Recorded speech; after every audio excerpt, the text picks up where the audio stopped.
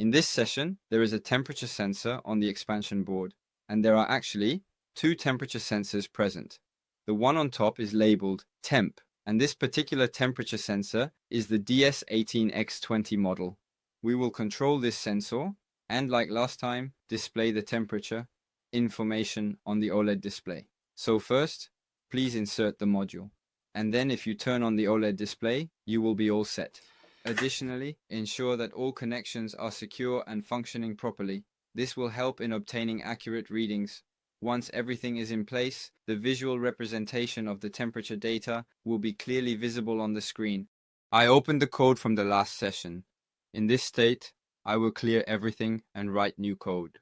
Importation the code, and then importation the UseUI cache.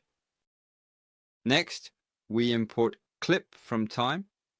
Then we import the 1306 library, which is commonly utilized, that we always use, followed by from Adafruit onewire.bus to specifically import the one-wire bus. Finally, we prompt Adafruit DS18X20, which is known as the driver library for the temperature sensor devices. To begin, import the necessary library, DS, and proceed to create an instance of the I2C class. Once you have your instance, configure it by setting the mode to skdxy. Next, you can experiment with the Adafruit SSID 1452 I2C module.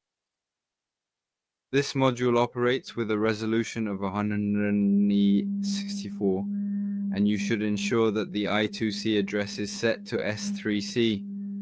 After setting up, clear any previous configurations.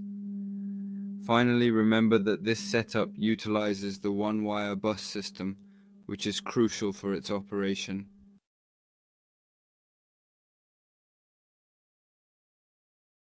Now, we are communicating using just one data line.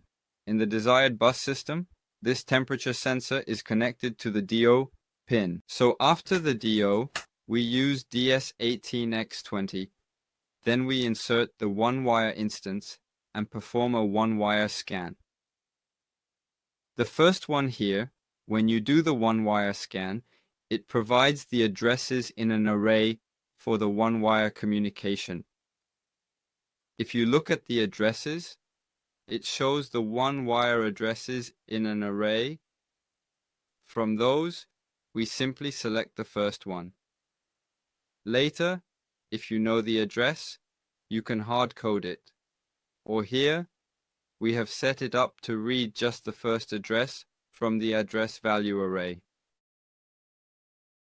To begin, you will need to carefully read the temperature value using the while loop. This process involves continuously checking the temperature until a specific condition is met. Once you have successfully read the temperature, the next step is to assign this value to DS temperature. It is important to ensure that this value is set as a decimal to maintain precision in subsequent calculations. Following this, you should proceed to initialize display 1. This involves setting up the display parameters to ensure that it is ready to present the necessary information. After the initialization is complete, you can move on to the next step, which is to proceed with the spray text device Art1. This step requires you to specify the font name twice, which is crucial for the correct rendering of the text. Additionally, you will need to include the temperature value formatted to 2 decimal places, such as 2040. This ensures that the displayed information is both accurate and easy to read. By following these detailed steps, you will ensure that the process is completed correctly and efficiently. We need to transform the numbers